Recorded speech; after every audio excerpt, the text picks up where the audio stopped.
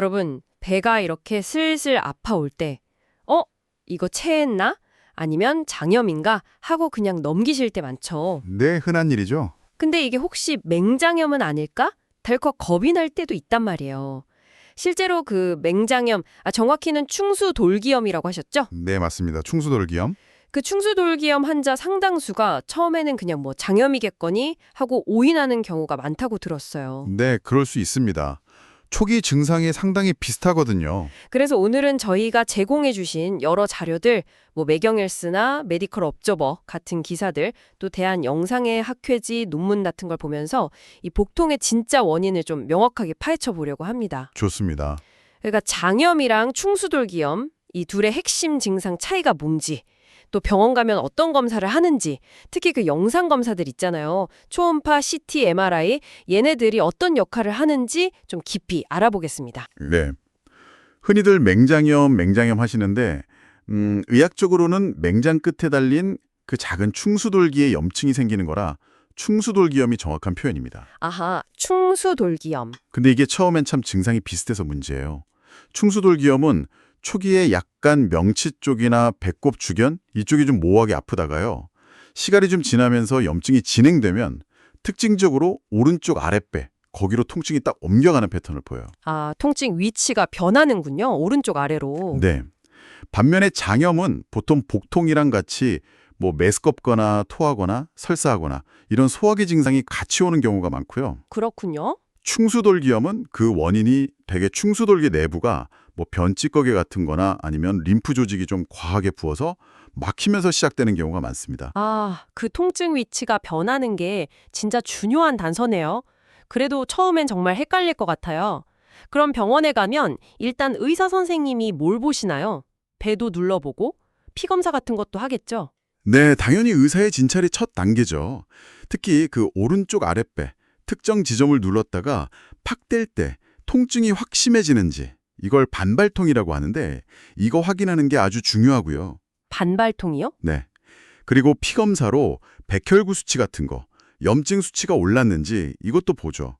근데 문제는 뭐냐면요. 이게 전부가 아니라는 거예요. 아, 그래요? 네. 한 3분의 1 정도의 환자는 이런 전형적인 증상이나 검사 소견이 좀 애매하게 나와요. 뚜렷하지가 않은 거죠. 3분의 1이나요? 생각보다 많네요. 그렇죠. 그래서 안타깝게도 이게 불필요한데 수술을 하게 되는 경우도 한 6%에서 16% 정도 보고되고요.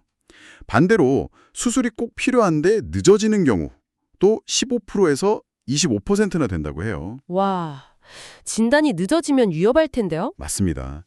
진단이 지연되면 충수가 터질 수도 있거든요. 천공이라고 하는데 그 발생률도 20%에서 40%까지 보고됩니다.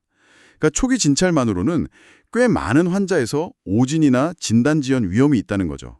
그래서 다른 방법이 꼭 필요한 겁니다. 이야, 그 불확실성을 줄여주는 게 바로 영상 검사겠군요. 그럼 어떤 장비들을 주로 쓰나요? 각각 특징이 좀 다를 것 같은데요? 네, 맞습니다. 영상 검사가 이 진단 퍼즐의 아주 중요한 조각이죠. 우선 초음파 검사를 많이 합니다. 첫 검사로요. 초음파요? 네. 가장 큰 장점은 역시 방사선 노출이 전혀 없다는 점이죠. 그래서 특히 어린 아이들이나 또 임신 가능성이 있는 여성분들에게는 아주 유용합니다. 아, 방사선 걱정이 없군요. 그렇죠. 접근성도 좋고요. 그리고 이게 검사하시는 분이 숙련된 분이면 정확도도 꽤 높아요. 어떤 연구에서는 98%, 또 소아과 의사가 직접 했을 때는 99.4%까지 정확했다는 보고도 있고요. 오, 상당히 정확한데요. 네. 근데 단점도 있어요. 검사하는 사람의 숙련도에 따라 결과가 좀 달라질 수 있고 환자가 좀 비만하시거나 배에 가스가 많이 차 있으면 잘 안 보일 수도 있거든요. 아, 그런 한계가 있군요. 네. 그리고 초음파는 장염 자체를 본다기보다는 충수돌기염 같은 어떤 구조적인 문제가 있는지 혹은 다른 병원 아닌지 감별하는 데 주로 쓰인다고 보시면 됩니다. 그렇군요. 그럼 다음은 CT인가요? 네. CT는 초음파로 봤는데 좀 애매하다거나 아니면 처음부터 좀 더 정확한 정보를 얻고 싶을 때 사용합니다. 초음파보다는 검사자 영향이 적고 좀 더 객관적인 영상을 보여주죠. 아, 객관적이다. 네. 특히 충수가 이미 터졌는지 이걸 천공이라고 하죠. 아니면 주변에 고름집, 농양이 생겼는지 같은 합병증 여부를 확인하는 데는 아주 유용합니다. 합병증 확인에 좋군요. 그렇죠. 근데 CT의 가장 큰 문제는 역시 방사선 노출이죠. 이게 좀 부담스러울 수 있어요. 특히 성장기 아이들은 방사선에 더 민감하거든요. 그래서 반복적으로 노출되면 나중에 암 발생 위험을 높일 수 있다는 그런 우려도 꾸준히 제기되어 왔습니다. 아, 아이들한테는 특히 더 신경 써야겠네요. 맞습니다. 그래서 최근에는 MRI 활용도 점점 늘고 있어요. MRI요? 그건 좀 비싸고 오래 걸리지 않나요? 예전엔 그랬는데 요즘 기술이 좋아져서 검사 시간이 꽤 단축됐어요. 한 8분에서 10분 정도면 가능하고요. 오, 생각보다 짧네요. 그렇죠. MRI의 최고 강점은 뭐니 해도 방사선 노출이 전혀 없다는 거예요. 그러면서도 아주 정확한 영상을 얻을 수 있다는 거죠.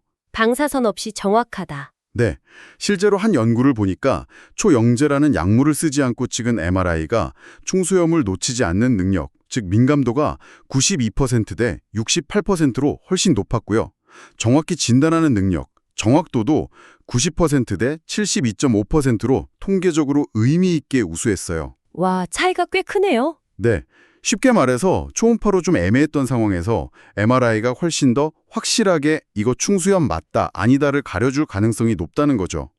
방사선 노출 피해야 하는 분들이나 초음파로 애매할 때 아주 강력한 대안이 될 수 있습니다. 정말 중요한 장점이네요. 물론 단점도 있죠. 말씀하신 것처럼 비용이 CT나 초음파보다 비싸고 검사 시간이 조금 더 걸린다는 점, 그리고 그 통 안에 들어가는 검사라 폐쇄공포증 있는 분들은 좀 힘들 수 있고요. 아, 그렇죠. 그런 점도 고려해야겠네요. 근데 만약에 이런저런 이유로 진단이 좀 늦어져서요. 우리가 흔히 말하는 맹장 터졌다. 이런 상황까지 가면 어떻게 되는 건가요? 그거 되게 위험하다고 들었는데? 네, 맞습니다. 아주 위험할 수 있죠. 그게 바로 천공성 충수돌기염이라고 부르는 상태인데요. 염증이 계속 심해져서 결국 충수벽에 구멍이 뻥 뚫리는 거예요. 그렇게 되면 충수 안에 있던 그 염증 물질이나 세균들이 배 안, 복강 내로 막 퍼지겠죠. 그러면서 복막염이라는 아주 심각한 상태로 진행될 수 있습니다. 복막염이요? 네, 복막염이 오면 배 전체가 엄청나게 아프고 열도 막 나고 심하면 생명까지 위험할 수 있는 응급 상황이 되는 겁니다. 조기에 발견하면 비교적 간단하게 충수만 딱 떼어내는 수술로 끝나지만 이렇게 천공이나 복막염까지 가버리면 충수만 떼서는 안 되고 주변에 있는 대장 일부까지 같이 잘라내야 하는 훨씬 큰 수술이 필요할 수도 있어요. 아, 수술이 훨씬 커지는군요. 그렇죠. 그래서 의심 증상이 나타나면 정말 지체 없이 병원을 찾는 게 무엇보다 중요합니다, 여러분. 그렇군요.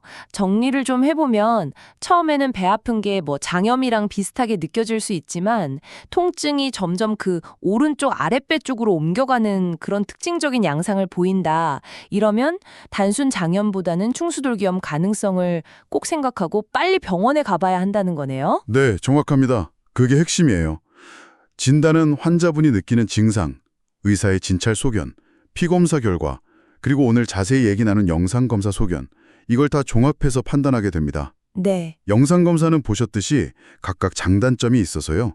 초음파는 방사선 걱정 없이 첫 검사로 편하게 해볼 수 있고, CT는 정확도가 높고 합병증 확인에 좋지만 방사선 부담이 있고, MRI는 방사선 없이도 정확하지만 비송이나 검사 시간, 접근성 같은 문제가 있을 수 있죠. 그렇죠. 그래서 어떤 검사를 할지는 환자분의 나이나 상태, 또 얼마나 충수돌기염이 의심되는지 이런 임상적인 상황을 다 종합적으로 고려해서 가장 적절한 방법을 결정하게 되는 겁니다. 네, 오늘 정말 장염과 충수돌기염 어떻게 다루고 어떻게 진단하는지 명쾌하게 정리가 된 것 같습니다. 마지막으로 혹시 저희가 좀 더 생각해 볼 만한 점 이런 게 있을까요? 네. 한 가지 흥미로운 지점이 있는데요. 요즘 영상 기술이 정말 좋아졌잖아요. 네, 그렇죠. 그러다 보니까 과거에는 아마 놓쳤을지도 모를 아주 초기 단계거나 아니면 증상이 거의 없는 경미한 충수돌기염까지도 발견되는 경우가 점점 늘고 있다는 거예요. 아, 예전엔 몰랐을 만한 것까지요? 네. 심지어 일부 연구에서는 드물긴 하지만 항생제 치료만으로 좋아지거나 아니면 저절로 염증에 가라앉는 경우도 보고가 되고 있거든요. 정말요? 수술 안 하고도요? 네. 아주 드문 경우지만요. 그렇다면 이게 앞으로 우리가 충수돌기염이라고 진단된 모든 경우를 지금처럼 반드시 수술해야 하는 건가? 이 기준이 혹시 좀 바뀔 수도 있지 않을까 하는 생각을 해볼 수 있는 거죠. 와, 그럴 수도 있겠네요. 물론 아직은 더 많은 연구랑 데이터가 쌓여야 확실히 알 수 있겠지만요. 어쨌든 충수돌기염의 진단 기준이나 치료 전략이 미래에는 지금과는 또 다른 모습일 수도 있다는 점. 이건 한 번쯤 생각해 볼 만한 흥미로운 주제인 것 같습니다. 네, 정말 중요한 시사점이네요. 기술 발전이 진단과 치료의 패러다임까지 바꿀 수 있다는 가능성 잘 알겠습니다. 오늘 말씀 감사합니다. 네, 감사합니다.